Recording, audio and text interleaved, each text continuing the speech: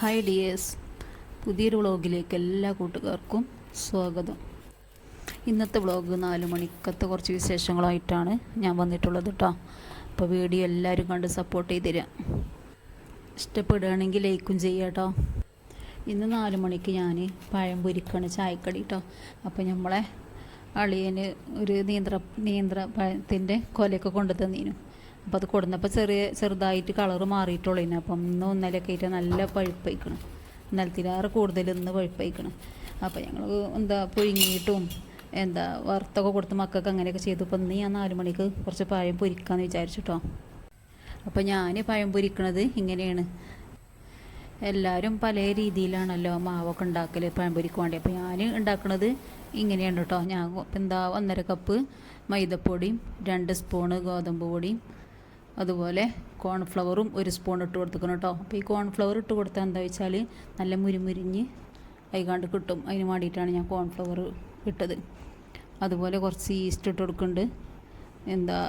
ആവശ്യത്തിനുള്ള അപ്പസോഡയും ഒരു പിഞ്ച് ഉപ്പും ചേർക്കുന്നുണ്ട്. പിന്നെ നമ്മളെ മധുരത്തിന് ആവശ്യമായ പഞ്ചസാരയും ഒരു നുള്ള മഞ്ഞൾപ്പൊടിയും ചേർത്തിട്ടാണ് ഞാൻ മാവ് ഉണ്ടാക്കുന്നത് കേട്ടോ. ഇതിന് ആവശ്യത്തിനുള്ള വെള്ളം ചേർത്തിട്ട് ഇത് നല്ലപോലെ കുഴച്ച് ഒരു 5 മിനിറ്റ് റെസ്റ്റ് ചെയ്യാൻ വെക്കുന്നുണ്ട്.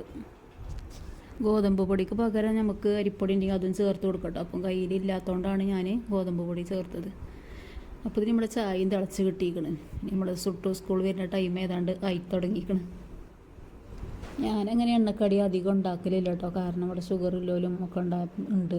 അപ്പോൾ അതുകൊണ്ട് അധികം ഉണ്ടാക്കലില്ല. പിന്നെ എനിക്ക് മടിയാണ്. പിന്നെ അതുമല്ല അത്ര നല്ലതൊന്നും അല്ലല്ലോ ഇപ്പോൾ ഇതൊന്നും കഴിക്കണതും ഉണ്ടാക്കണതൊന്നും. അപ്പോൾ ഞാൻ അധികം ഉണ്ടാക്കലില്ല. കുട്ടികൾക്ക് ബേക്കറി അങ്ങനെ എന്തെങ്കിലുമൊക്കെ, അതൊന്നും നല്ലതല്ല. എന്നാലും മക്കൾക്ക് എന്തെങ്കിലും വേണ്ടേ സ്കൂളിൽ വരുമ്പം. അപ്പോൾ വേറെ എന്തെങ്കിലുമൊക്കെ കൊടുക്കൽ. അപ്പോൾ ഒന്ന് കുറച്ചുണ്ടാക്കാന്ന് ചെയ്താൽ ഈ പഴം ഇങ്ങനെ കണ്ടപ്പോൾ അത് വെറുതെ കേടൊന്ന് കൊണ്ടല്ലെന്ന് വിചാരിച്ചിട്ടാട്ടോ അത് ഉണ്ടാക്കിയത്. എനിക്കും വലിയ താല്പര്യമൊന്നുമില്ല എണ്ണക്കടി ഉണ്ടാക്കുന്നതിൽ. അപ്പോൾ നമ്മൾ സുട്ടുതാ സ്കൂളിൽ വരുന്ന ടൈം ആയിക്കണ്. സുട്ടുതാ വരുന്നു കേട്ടോ.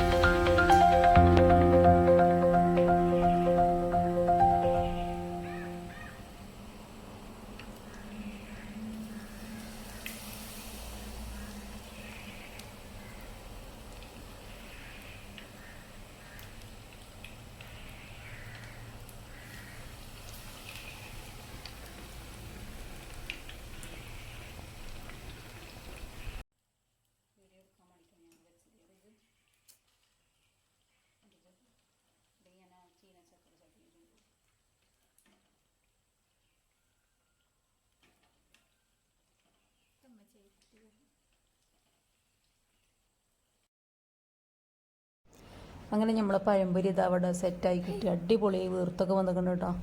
കഴിക്കാൻ നല്ല ടേസ്റ്റും ഉണ്ടായിരുന്നു. അപ്പോൾ എല്ലാവരും ഒന്ന് ട്രൈ ചെയ്ത് നോക്കി. അപ്പോൾ ഇന്നത്തെ വീഡിയോ അത്രയൊക്കെ ഉള്ളൂ. അപ്പം നമ്മളെ വീഡിയോ ഇഷ്ടപ്പെട്ട ലൈക്ക് ചെയ്യുക, ഷെയർ ചെയ്യുക.